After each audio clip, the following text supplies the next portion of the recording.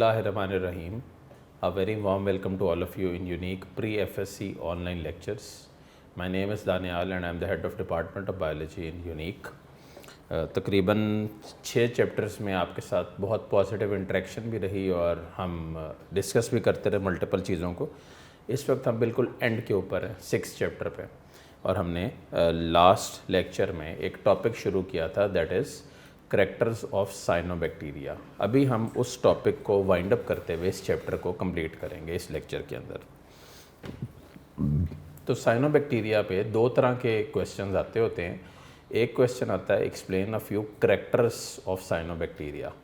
तो जो करैक्टर्स हैं साइनोबैक्टीरिया के यानी कि किस मेन चीज़ों की वो मिक्सचर है या आप समझ लो जो उसमें एग्जिस्ट करती हैं, उसमें सबसे important they are true prokaryotes. What does that word mean true prokaryotes? True prokaryotes से मुराद है वो जिनके पास ना तो न्यूक्लियस हो और ना ही एम्ब्रियो हो, मेम्ब्रेन बाउंड ऑर्गेनेल हो, तो उनको बोलते हैं ट्रू प्रोकैरियोट्स. इनका डायमीटर कितना है? 1 to 10 माइक्रोमीटर. फॉर्म्स पे आ जाओ तो ये वन सेल्ड भी होते हैं, ये कॉलोनियल भी होते हैं और ये फिलामेंटस भी होते हैं, जिसमें इसको आप ट्राइकोम बोलते हो जो चेन ऑफ सेल्स हैं. ठीक है, तो ये मैंने आपकी सहूलत के लिए ट्राइकोम बेटा बना भी दिया था. अब आप यहाँ पे इसको एक दफ़ा फिर देख सकते हैं. इसमें अगर आप देखो तो चेन ऑफ सेल्स है और कुछ जगहों के ऊपर कुछ स्पेशल पॉइंट्स भी हैं, जैसे हेट्रोसिस्ट एक पॉइंट है और इसी तरह स्पोर फॉर्मेशन भी एक और पॉइंट है. इसके अलावा ये सारी जो साइनोबैक्टीरिया की चेन है जिसकी कॉमन एग्जांपल है एनाबेना, उसकी जो चेन के अंदर जो मेन जो पॉइंट है इसमें जो आपको सबको नज़र आ रहा है वो ये मैंने रेड से बनाने की कोशिश किया है. इसको बोलते हैं म्यूसिलेज शीथ. ठीक है, इसके अलावा इसके बाहर ग्राम नेगेटिव सेल वॉल भी होती है. ग्राम नेगेटिव सेल वॉल कौन सी होती है? जिसको CVI पर्पल नहीं करती और सेफ्रानिन की वजह से वो रेड कलर की रहती है, वो ग्राम नेगेटिव है. इसके अलावा फ्लैजेला नहीं होते और गैस वेजिकल्स मौजूद होते हैं मोटिलिटी के लिए. और बहुत सारी फिलामेंटस स्पीशीज़ ऐसी होती हैं जो ग्लाइडिंग मोटिलिटी, मैंने बताया था ऐसी मोटिलिटी जिसमें एक विदाउट, जैसे बर्ड है वो पैसिव फ्लाइट करते हुए विंग्स नहीं फड़फड़ाता और वो मूव कर रहा होता है. इसके अलावा लास्ट पॉइंट हमने इसका डिस्कस किया था फोटोसिस्टम 2 इनमें मौजूद होता है. फोटोसिस्टम भी मैंने बताया था क्या होता है, क्लस्टर होता है फोटोसिंथेटिक पिगमेंट्स का. और इसमें कॉमन जो मेन पिगमेंट है वो क्लोरोफिल A है जो ऑक्सीजनिक फोटोसिंथेसिस करती है. अब इसी पॉइंट को बेटा यहाँ से आगे टेकअप करते हैं. तो उम्मीद करता हूँ कि ये अभी तक जितने करैक्टर हमने पढ़े वो आपने क्लियर कर लिए होंगे. देखें, जो ऑक्सीजनिक फोटोसिंथेसिस की बात थी वो क्या है, जिसमें वाटर इस्तेमाल किया जाता है और ऑक्सीजन को रिलीज़ किया जाता है. अगर फोटोसिंथेटिक बैक्टीरिया को देखें तो फोटोसिंथेटिक बैक्टीरिया के अंदर क्या था, H2S यूज़ किया जाता है और सल्फ़र को निकाला जाता है. तो उसमें एग्जांपल थी ग्रीन सल्फ़र और पर्पल सल्फ़र और ग्रीन नॉन सल्फ़र बैक्टीरिया, यानी कि उसका बेसिक जो मोड था वो प्रिमिटिव मोड था. लेकिन ये जो ऑक्सीजनिक फोटोसिंथेसिस है इसका मतलब ये हुआ कि डायरेक्टली ये भी ऑक्सीजन के रिलीज़ के contributors. And all of you know it कि ऑक्सीजन हमारे लिए कितनी ज़्यादा ज़रूरी भी है और इसके बगैर हमारा गुजारा भी नहीं है और इसके बगैर हम सर्वाइव भी नहीं कर सकते डेफिनेटली. ठीक है, तो ये आपके लिए ऑक्सीजनिक फोटोसिंथेसिस का पॉइंट था. इसके अलावा इनके पास एसेसरी पिगमेंट्स भी होती हैं. एसेसरी पिगमेंट्स, जिसमें पिगमेंट पहले बताएं क्या होता है, कलरिंग एजेंट्स. जैसे कोई आपसे पूछे भाई पत्तों का कलर ग्रीन क्यों है, बताएं. क्योंकि उनके पास क्लोरोफिल A मौजूद होता है जो ग्रीन पिगमेंट है. और यहाँ पे एसेसरी पिगमेंट्स में जो मेन पिगमेंट है उसका नाम है फाइकोबिलिन. ठीक है, ये फाइकोबिलिसोम्स में मौजूद होती है और कॉपर कंटेनिंग पिगमेंट होती है जो एनर्जी को ट्रैप करती है और ट्रैप करके फिर मेन पिगमेंट को दे देती है जिसमें क्लोरोफिल A शामिल होता है. ठीक हो गया, तो ये आपके पास है इसमें. अच्छा, इसके अलावा यहाँ पे एक और भी पॉइंट है कि photosynthetic pigments and electron transport chain components are located in thylakoid membranes linked with the particles called phycobilisomes. ठीक है, और इसके अलावा यहाँ पे एक और भी पिगमेंट है एसेसरी पिगमेंट में, इसका नाम है फाइकोसाइनिन. कॉपर कंटेनिंग, मोर और लेस दोनों में कॉपर इंग्रेडिएंट के तौर पे शामिल होता है. जो फाइकोसाइनिन है ये ब्लू कलर की पिगमेंट है और बेसिकली है ये एक तरह से फाइकोबिलिन ही, और इसमें कार्बन डाइऑक्साइड एसिमिलेशन भी होती है केल्विन साइकिल में. तो ये हम बाद में देखेंगे. सबसे पहले थैलाकॉइड देख लें क्या होता है. टेक इट लाइक दिस कि ये आपके पास एक ग्रेना है, ठीक है, और ग्रेना के अंदर क्या होता है, ये स्टैक्स मौजूद होते हैं जिनको क्या बोलते हैं, थिलाकॉइड्स, और इन्हीं को बोलते हैं थिलाकॉइड मेम्ब्रेन्स। तो एक ग्रेना में 50 या इससे ज़्यादा थिलाकॉइड्स होते हैं जो एग्जिस्ट कर रहे होते हैं, ठीक है। अच्छा, अब बहुत इंपॉर्टेंट एमसीक्यू एक दफ़ा आया भी बोर्ड में, reserve food material of cyanobacteria. Reserve food material is glycogen, that is animal starch. Animals का भी यही रिजर्व फूड मटेरियल है जो यहाँ पे साइनोबैक्टीरिया के लिए भी इम्पॉर्टेंट है। देन रिप्रोडक्शन,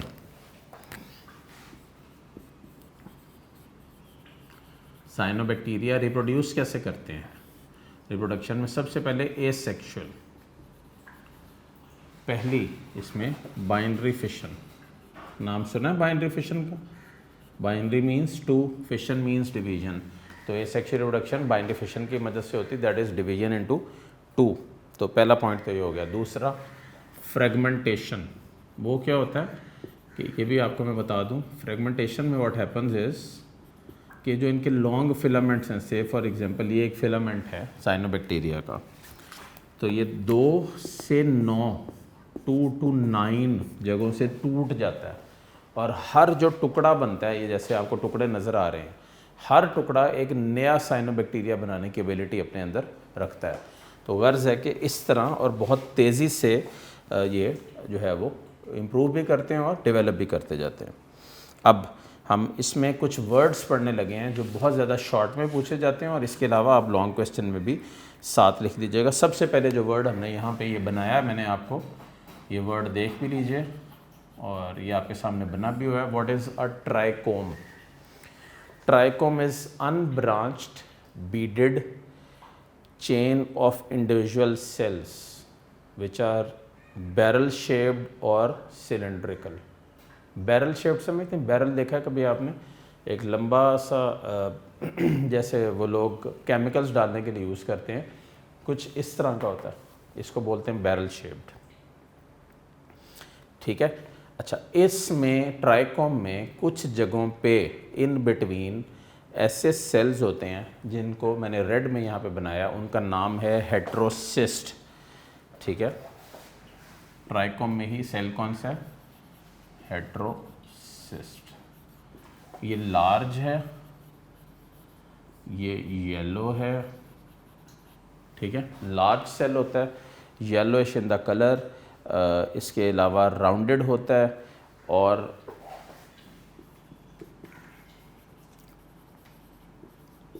रिप्रोडक्शन के अंदर हेल्प करता है। वो कैसे करता है वो मैं आपको बता देता हूँ कि किस तरह करता है, उसको देखते हैं अभी। देन हम सेकंड पॉइंट की तरफ चलते हैं कि what are hormogonia. Trichomes mostly break near the heterocyst and form hormogonia. तो इसका मतलब हेट्रोसिस्ट के पॉइंट के ऊपर ये जो चेन है, जब यहाँ और यहाँ से टूट जाएगी तो इट मेक्स क्या? हॉर्मोगोनिया, जो डेफिनेटली फ्रेगमेंटेशन में हेल्प करता है। किसमें हेल्प करता है? फ्रेगमेंटेशन में ये हेल्प करता है और इसको इम्प्रूव करता है, ठीक है बेटे। तो ये आपके पास हो गया विद रिगार्ड्स टू ट्राइकोम और उससे रिलेटेड ये जो आपने इसको पढ़ा और जाना। रिप्रोडक्शन पे आ जाइए। There is no sexual reproduction which is occurring in cyanobacteria. It reproduces asexually by formation of hormogonia, ठीक है। Hormogonia are formed when the filaments break at different points into smaller pieces. ये जो hormogonia बनते हैं ये death और decay की वजह से बनते हैं, और इसकी वजह से क्या होता है कि ये टूट जाते हैं यहाँ से और अलहदा हो जाते हैं, और मैंने ऑलरेडी आपको ये बता दिया कि किस अंदाज में ये होते हैं। इसके अलावा एक वर्ड ऊपर लिखा हुआ है रेस्टिंग स्पोर। स्पोर क्या होते हैं? ये देखें किताब में थोड़ा सा ये नहीं है, लेकिन ये आपको आना चाहिए। Spores are thick walled dormant desiccation resistant forms. ठीक है। डेसिकेशन, एक्सट्रीम ड्राइनेस को रोकने वाली फॉर्म्स को स्पोर बोलते हैं, जो एग्जिस्ट करते हैं और इसके अलावा ये रिप्रोड्यूस करने में और इसके अलावा अनफेवरेबल कंडीशंस को सरवाइव करने में, दोनों ही केसेस में बेटा बुनियादी रोल प्ले करते हैं स्पोर। जैसे ही माहौल साजगार होता है, हार्मोगोनिया बनता है और ये डेफिनेटली टूट जाते हैं और फिर आगे रिप्रोडक्शन को कैरी आउट करते हैं। यहाँ पे एक बहुत कॉमन वर्ड है जो पूछा जाता है, मैं 96 पेज पे हूँ किताब के। व्हाट आर एकाइनिड्स, ठीक है। एकाइनिड्स क्या होते हैं और किस अंदाज में होते हैं? They are thick walled enlarged vegetative cells which accumulate food and become resting cells। जैसे ही माहौल साजगार होता है ये नॉर्मल वेजिटेटिव सेल्स बना देते हैं, ठीक है। Thick walled enlarged vegetative cells जो अपने अंदर खाना एक्यूमुलेट करते हैं और फिर रेस्टिंग सेल्स बन जाते हैं और फिर वक्त के साथ साथ ये क्या होता है, ये वेजिटेटिव सेल बनाते हैं। ये क्या होता है बेटे? वेजिटेटिव सेल, जो बच्चे जिन्होंने अभी ज्वाइन किया लेक्चर्स को रेगुलर पहले नहीं सुना, वो सेल्स जो बॉडी के सेल्स होते हैं उनको बोलते हैं वेजिटेटिव सेल्स। और फिर इसी तरह एक और वर्ड होता है रिप्रोडक्टिव सेल्स। वो सेल्स जो रिप्रोडक्शन के अंदर रोल प्ले करें उनको बोलते हैं रिप्रोडक्टिव सेल्स। ठीक हो गया? अच्छा, नेक्स्ट हमारे पास है इसके हवाले से जो हमने इसमें मज़ीद पढ़ना है और जो इसमें मज़ीद जानना है वो हम इसको देखते हैं विद रिगार्ड्स टू नॉस्टॉक। ठीक है, तो ये आपके पास था with regards to cyanobacteria the general topic. किस तरह आता है सवाल? Write a note on characters of cyanobacteria. तो अगर ये आ जाए तो आपको इस तरह और इस अंदाज में जैसे मैंने बताया उसी तरह आपको एक्सप्लेन करना है। इसके अलावा एक छोटा सा शॉर्ट क्वेश्चन आता है, नॉस्टॉक क्या होता है? Nostoc is also a common blue-green algae like Anabaena, पहला पॉइंट। सेकंड, Nostoc जो है वो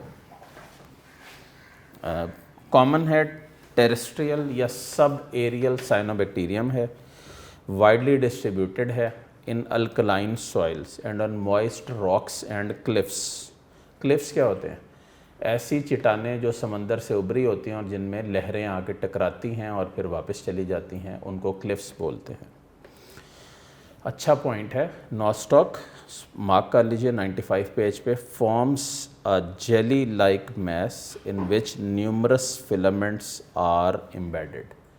साइनोबैक्टीरिया में मैंने एक डिफरेंट डायग्राम यूनिक नोट्स में लगवाई है।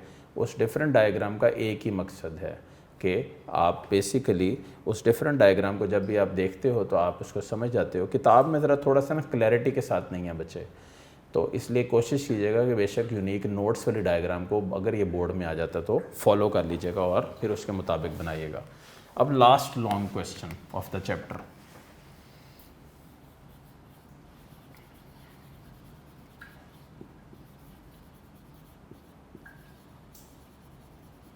Describe the economic importance of cyanobacteria.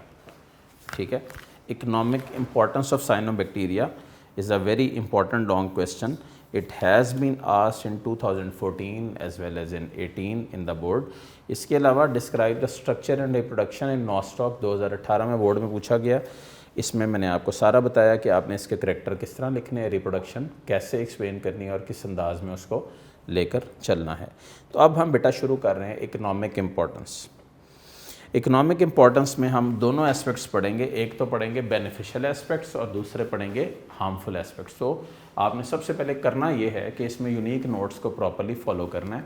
वहाँ पे मैंने आपकी सहूलत के लिए पॉइंट टू पॉइंट हेडिंग्स बना के ऐड कर दिए हैं। ठीक है, तो अभी हम क्या पढ़ रहे हैं? Beneficial aspects. वो क्या होते हैं जी बेनिफिशियल एस्पेक्ट्स? बेनिफिशियल एस्पेक्ट से मुराद है वो बेस्ट फैसिलिटीज़ जो ये प्रोवाइड करते हैं और जिसके ऊपर ये बात करते हैं। तो बेनिफिशियल एस्पेक्ट्स के अंदर number 1, increase in soil fertility, ज़मीन की ज़रखेज़ी को इंक्रीज़ करते हैं। तो हेडिंग आप क्या दोगे सबसे पहले?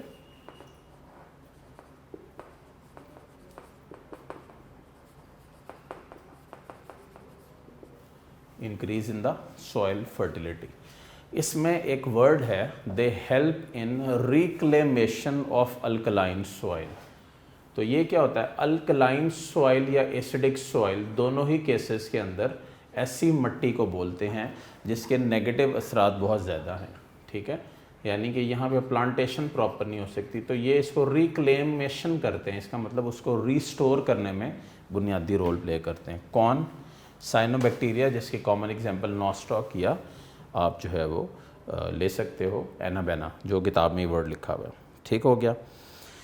इसके अलावा यहाँ पे सबसे इम्पॉर्टेंट पॉइंट है, सेकंड पॉइंट, नाइट्रोजन फिक्सेशन। इनके पास यहाँ पे हेट्रोसिस्ट होते हैं, जो आपको सामने डायग्राम में बने हुए नज़र भी आ रहे हैं। और हेट्रोसिस्ट मौजूद होने का मतलब क्या है कि ये नाइट्रोजन फिक्सेशन के अंदर बहुत ही इम्पॉर्टेंट और बेसिक रोल प्ले करते हैं। बताइएगा नाइट्रोजन फिक्सेशन बेटे क्या होती है? नाइट्रोजन साइकिल मेरे बच्चे पढ़ के आए मैट्रिक में, एक ऐसा प्रोसेस जिसमें नाइट्रोजन को नाइट्रेट्स या नाइट्राइट में कन्वर्ट किया जाता है, नाइट्रेट या नाइट्राइट में कन्वर्ट किया जाता है, उसको बोलते हैं नाइट्रोजन फिक्सेशन, ठीक है, नाइट्रोजन फिक्सेशन बोला जाता है उसको, ठीक हो गया, याद रखिएगा। इसके अलावा very important function is next one, they use या they are basically used as oxygen source. What does that mean oxygen source बेटे?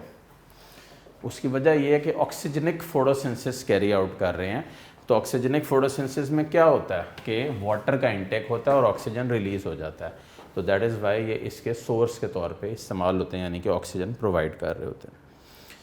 इसके अलावा very important point, they are used as pollution indicator. चौथी heading, pollution indicator. What does that mean बेटा, pollution indicator? ज़रा इसको समझ लीजिए, जान लीजिए, ये आपके लिए अच्छा वर्ड है।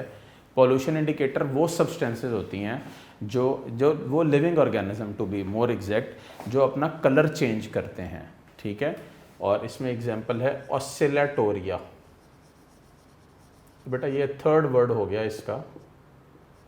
Oscillatoria is also a blue green algae, जो जैसे ही किसी इन्वायरमेंट में ग्रो करता है जहाँ पे पोल्यूशन बहुत ज़्यादा होती है, तो फौरी तौर पे ये कलर चेंज कर देता है अपना, और ये एक अलामत होती है कि ये डेफिनेटली इस जगह पे पोल्यूशन बढ़ गई है और फौरी तौर पे इस जगह को बेहतर करने की ज़रूरत है।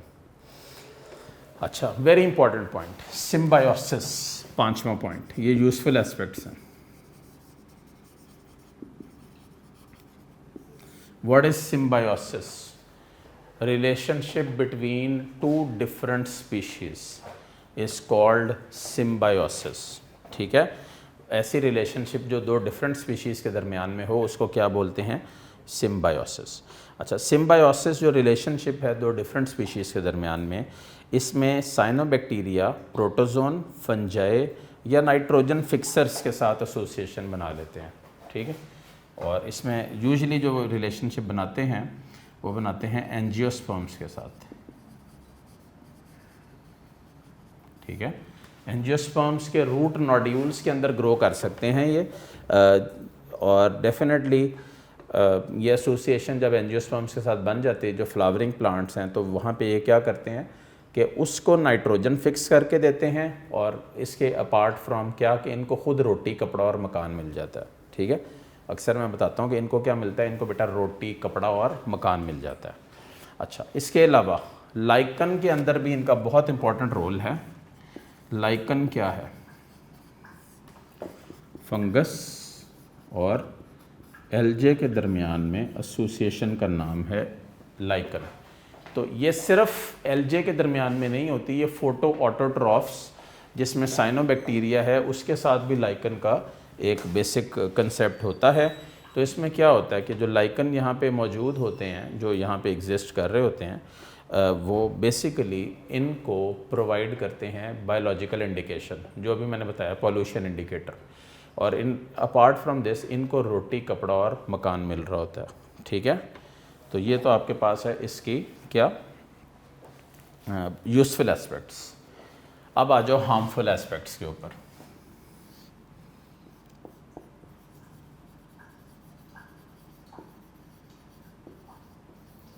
हार्मफुल एस्पेक्ट्स में सबसे इंपॉर्टेंट है वाटर ब्लूम। देखिए नया वर्ड है आपके लिए, ब्लूम क्या होता है? Outburst of any population of large number of organisms of the same species. ठीक है, लाइन पढ़ देता हूँ। Many species of Oscillatoria form water Bloom where they often impart unpleasant smell due to large amount of suspended organic matter. Water becomes unfit for consumption. तो दो बातें होगी ना वाटर ब्लूम्स की वजह से। एक तो ये स्मेल अनप्लेजेंट देते हैं, ठीक है, अनप्लेजेंट स्मेल, और इसके अलावा जिस जगह पे होते हैं वहाँ पे पानी जो है वो अनफिट हो जाता है फॉर द ड्रिंकिंग। ठीक है बेटा, अनफिट फॉर द ड्रिंकिंग, तो डेफिनेटली पानी के अंदर ये भी एक मसला आ जाता है।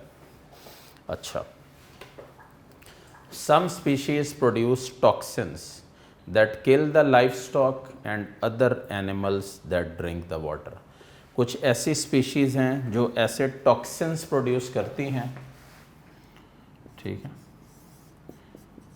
टॉक्सिक एजेंट्स या इफ़ेक्ट्स, ये वाटर में होते हैं। और डेफिनेटली जब वाटर ही पॉइजनस होगा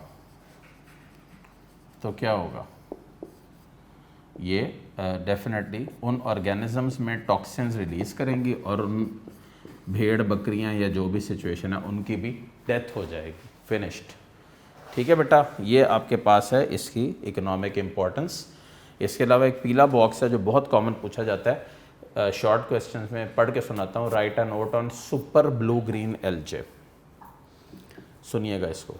super blue green algae are basically expensive pond scum.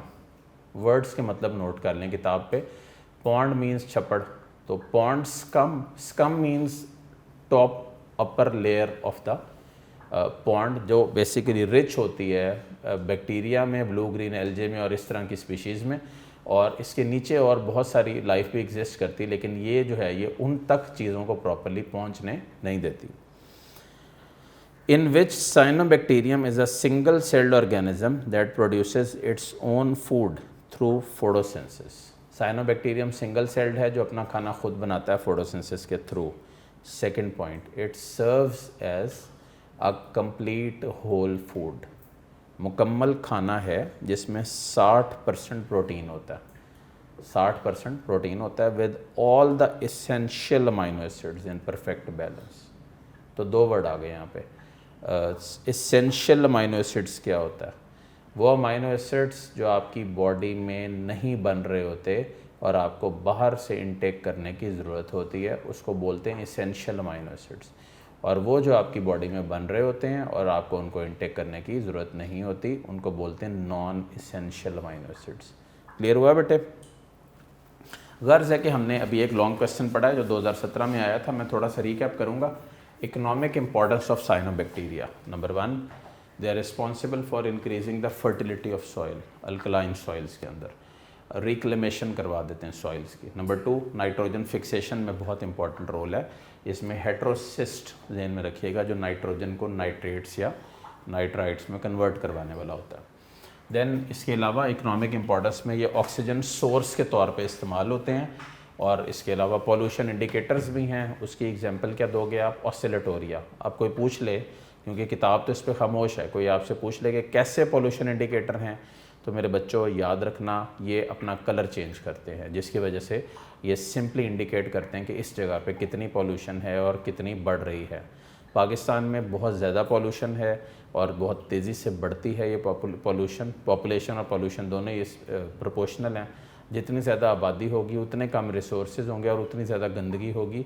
और स्पेशली जब आबादी अनएजुकेटेड होगी, लोगों को पढ़ाई नहीं करवाई गई, तमीज़ नहीं सिखाई गई, तो वो अल्टीमेटली हर तरफ गंदगी फैलाने का बाइस बनेंगे।